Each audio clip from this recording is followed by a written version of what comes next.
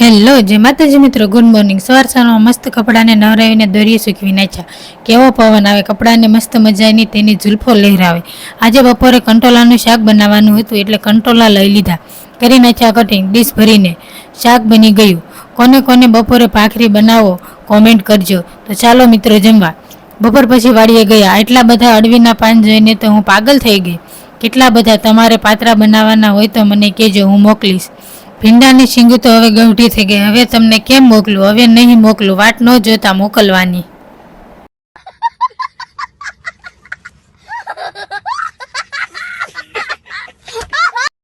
આ કઈ ઝાડે છે? એને મોટા મોટા પાન છે, મને તો નથી ખબર, પણ છે મસ્ત હો। સાંજે અહીં ફોટો શૂટિંગ ચાલુ, પણ મને આ યેલો કરે ફોટા પાડતા પાડતા। આ તો નકરા ફોટા પાડે, બીજું કાંઈ કામ નથી।